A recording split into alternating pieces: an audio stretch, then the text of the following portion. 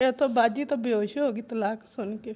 तलाक दी करना बता गई। मैं कि मैं चली जानी किसी पासे भैनों को चली जानी ते ये साडे तो बोझ बन गई है। ये तो करके आंदे सी इन्हूं दारो रमान च दे दो। अस्सलाम वालेकुम नाज़रीन, रोशन पाकिस्तान के साथ मैं हूं आपका होस्ट अहमद इफ्तार। मेरे साथ ये 4 बहनें मौजूद हैं। जब इनके माँ बाप ज़िंदा थे तो ये बहुत ही अच्छी ज़िंदगी गुजार रहे थे, लेकिन जब इनके पापा की डेथ हो गई तो इनका कहना है कि जब इनके बाबा की डेथ हुई तो इनके रिश्तेदार में से कोई एक मर्द भी हॉस्पिटल डेड बॉडी लेने नहीं आया। वो इसलिए क्योंकि हॉस्पिटल वालों ने ये कहा था कि अगर कोई मर्द आके सिग्नेचर करेगा तो ही हम उसकी डेड बॉडी देंगे। जब इन्होंने अपने रिश्तेदार वालों को फ़ोन किया तो कोई एक बंदा भी डेड बॉडी लेने के लिए ना पहुंचा।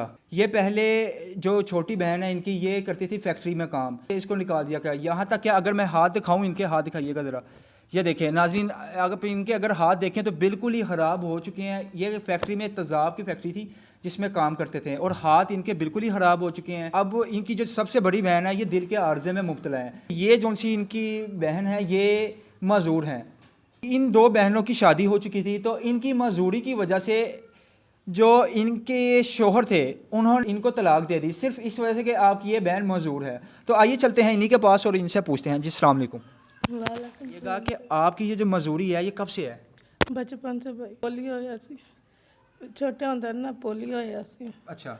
तो उस तो बाद अबू इलाज करवांदा रहा ते दोवें लत्तां खराब सन ते उस तो बाद ਇਹ सही हो गई ते ਇਹ खराब रही ते ਇਹ ਲੱਤ ਦੀ खराब ਦੀ ਵਜ੍ਹਾ ਤੋਂ ਇਹਨਾਂ ਦੋਵਾਂ ਦੇ ਘਰ ਖਰਾਬ ਹੋ ਗਏ। ਮਾਮੂ ਦੇ ਬੇਟੇ ਸਨ ਤੇ ਇਹੋ ਹੀ ਆਂਦੇ ਸਨ ਕਿ ਬਾਜੀ ਨੂੰ ਨਾ ਤੁਸੀਂ ਆਪਦੇ ਨਾਲ ਨਾ ਰੱਖੋ। ਇਹ तो करके आंदे सी इन्हूं दारो रमान च दे दो। क्या वजह बनी है कि आपकी इस मजदूरी को, क्योंकि सुनने में आया है कि जो जिनके साथ इनकी शादी हुई थी वो आपके मामू के ना बेटे थे, तो रिश्तेदार होने के बावजूद उन्होंने ये वजह रखी कि आपकी मजदूरी को हाँ जी भाई, ਇਹ ਦੋਵਾਂ ਨੇ ਤਾਂ ਬੜੀ ਕੋਸ਼ਿਸ਼ ਕੀਤੀ ਕਿ ਇਹਨਾਂ ਨੇ ਬਾਜੀ ਨੂੰ ਅਸੀਂ ਉਹਦੇ ਕੋਲ ਰੱਖਣਾ ਵੇ ਤੇ ਆਂਦੇ ਸੀ ਦੂਸਰੀਆਂ ਭੈਣਾਂ ਵੀ ਆਈਆਂ ਨੇ ਤੇ ਇਹ ਸਾਡੇ ਤੋਂ ਬੋਝ ਬਣ ਗਈ ਹੈ ना। उनकी तो शादी हो गई, उनका आपकी मजदूरी से क्या ताल्लुक है? मैं ਇਹਨਾਂ ਦੇ ਨਾਲ ਰਹਿੰਦੀ ਸਾਂ ਨਾ ਭਾਈ। अच्छा, आप इनके साथ, मतलब कि आप भी उनके साथ वहाँ पे रहती थी? हाँ जी भाई। अच्छा। ਤੇ ਫਿਰ ਗਿੰਦਰ ਨੇ ਇਹਨਾਂ ਨੇ ਆਖਿਆ ਕਿ ਅਸੀਂ ਆਦੀ ਭੈਣ ਨੂੰ ਨਹੀਂ ਛੱਡਣਾ ਵੇ। ਉਹਨੇ ਆਖਿਆ ਤੂੰ ਜਾਂ ਭੈਣ ਨੂੰ ਰੱਖ ਲਓ ਤੇ ਜਾਂ ਸਾਨੂੰ ਰੱਖ ਲਓ। ਫਿਰ ਇਸ ਤੋਂ ਦਿੱਕਤ ਮੈਂ ਇਹਨਾਂ ਨੂੰ ਆਖਿਆ ਮੈਂ ਆਪਦੀਆਂ ਦੂਸਰੀਆਂ ਭੈਣਾਂ ਕੋਲ ਚਲੇ ਜਾਂਦੀ। ਜਦੋਂ ਦਾ ਅੱਬੂ ਫੌਤ ਹੋਇਆ ਵੇ ਅਸੀਂ ਤਿੰਨਾਂ ਇਕੱਠੀਆਂ ਹੀ ਰਹਿੰਦੀਆਂ ਸਾਂ ਤੇ ਫਿਰ ਸਾਡਾ ਇੱਕ ਦੂਸਰੀ ਤੋਂ ਬਗੈਰ ਅਸੀਂ 2 ਦਿਨ ਵੀ ਨਹੀਂ ਸਾਂ ਰਹਿੰਦੀਆਂ।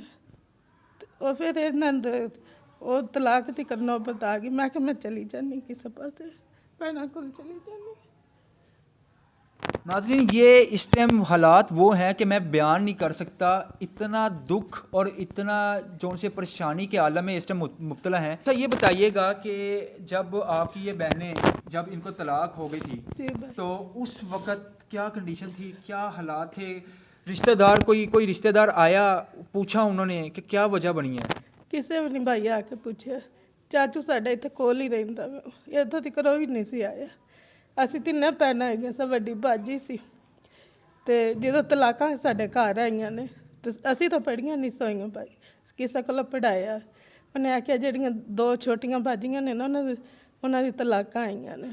ਇਹ ਤੋਂ ਬਾਜੀ ਤਾਂ ਬੇਹੋਸ਼ ਹੋ ਗਈ ਤਲਾਕ ਸੁਣ ਕੇ। ਅਸੀਂ ਰੋਣ ਲੱਗ ਪਈਆਂ। ਅਸੀਂ ਆਖਿਆ ਪਤਾ ਨਹੀਂ ਸਾਡੇ ਨਾਲ ਕੀ ਬਣ ਗਿਆ ਵੀ ਹੁਣ। ਸਾਡੇ ਖਾਨਦਾਨ ਦੇ ਵਿੱਚ ਕਦੀ ਕਿਸੇ ਨੂੰ ਤਲਾਕ ਨਹੀਂ ਹੋਈ। ਤੇ ਫਿਰ ਇਸ ਤੋਂ ਬਾਅਦ ਭਾਈ ਫਿਰ ਜਿੰਜ ਕਿੰਨਾ ਨਾ ਗੁਜ਼ਾਰਾ ਹੁੰਦਾ ਰਿਹਾ ਅਸੀਂ ਕਰਦੇ ਰਹੇ। ਇਹ ਤੋਂ ਤੇ ਕਰੋ ਨਾ ਦੁਬਾਰਾ ਫਿਰ ਕਿਸੇ ਨੇ ਰਿਸ਼ਤੇਦਾਰ ਨੇ ਕਿਸੇ ਨੇ ਨਹੀਂ ਆ ਕੇ ਤੇ ਪੁੱਛਿਆ। ਜਦੋਂ ਦਾ ਅੱਬੂ ਫੌਤ ਹੋਇਆ ਕਿਸੇ ਨੇ ਨਹੀਂ ਆਖਿਆ ਇੱਕ ਟਾਈਮ ਦੀ ਰੋਟੀ ਵੀ ਖਾਧੀ ਜੇ ਕਿ ਨਹੀਂ ਖਾਧੀ।